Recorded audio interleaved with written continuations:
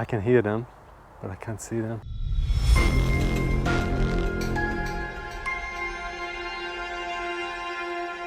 Hi guys, welcome back to another bird photography vlog.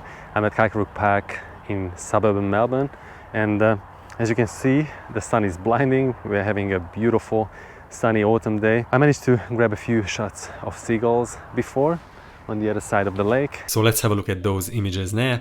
The species that I captured was a silver gull. There were about half a dozen flying around, and I managed to grab several in-flight shots that I'm quite happy with. In this first one, I kind of liked that the background wasn't completely blurred and you could see its environment. When I zoomed into the picture, I thought there was a hot pixel right beneath it, but then I realized it was just a single water droplet that must have rolled off its feathers as it had taken a quick plunge before.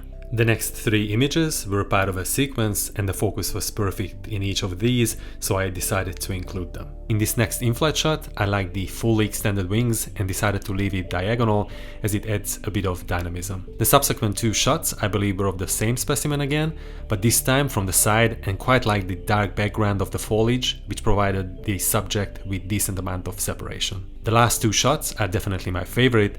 The light wasn't too powerful and managed to nail the exposure by retaining plenty of detail in the plumage. The wing position in each of these is what I'm really fond of, and that you can see all those interesting, beautiful patterns in its wings. Let me know which one you prefer the most from this series in the comments below. I'm gonna go further down. I wish I had my sunnies on because I can't see anything. The sun is so blinding as it's being reflected off the water.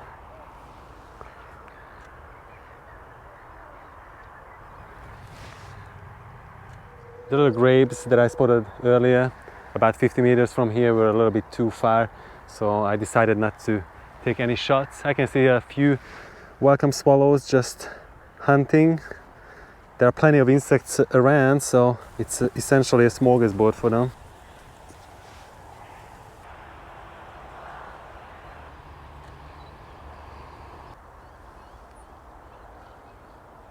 I can hear them, but I can't see them. I wanted to capture these beautiful, superb fairy wrens, but they were too skittish and hiding amongst the reeds. Here's a shot from my archive of a male singing. I continued further down this path quite carefully, so not to scare any potential subjects, and was hoping to encounter a few more species, but didn't have much luck, unfortunately. Only a few domestic pigeons here and there, and a few Australasian coots. There are a couple of pied cormorants, little pied cormorants that landed just over there. One is perched on a buoy, the other one is fishing. They're a little bit too far away. I'm hoping that they will get a little bit closer, so I'll be able to get a little bit more detail in those images. I would need at least 800mm to capture anything that's decent enough. Plus, having only 20 megapixels is not gonna cut it in this instance. Here are a few shots that I took at virtually the same spot last year, where I was lucky enough to get much closer to the action. I loved that big splash in the first shot as it landed on the water. In the second one, it was fishing. The feathers become waterlogged, so almost the entire body except the neck and the head is submerged. The last three portraits were taken after its fishing expedition while it was drying its wings. I really like the very last image with the beautiful reflection. By the way, if you're a Canon shooter and you're interested how I customize the autofocus settings of my camera, which is pretty good for wildlife photography in general, and especially for example, birds in flight, so high action photography, then definitely check out this video of mine. I was about to call it quits when on the way back I saw a few Australasian swamp hens and managed to take a series that I'm pretty happy with.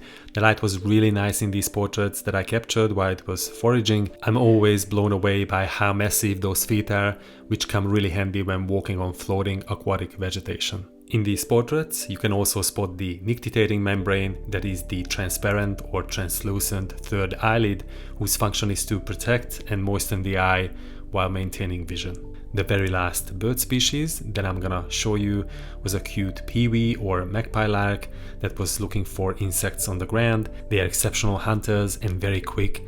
Most flies, mosquitoes don't stand a chance. I hope you like the backlit in-flight shots. The first frame was probably the strongest, but I also like the second one where it essentially transformed into an aerodynamic little rocket. The last image was shot through vegetation, which demonstrates how good the tracking of the 1DX2 still is when it's logged onto the subject. Anyway, this is it for today, guys. Thank you so much for watching. I know that this bird photography vlog wasn't full of action. Hopefully next time it's gonna be different. Thank you so much again, and if you're new here, please consider subscribing, and see you guys very soon in my next one.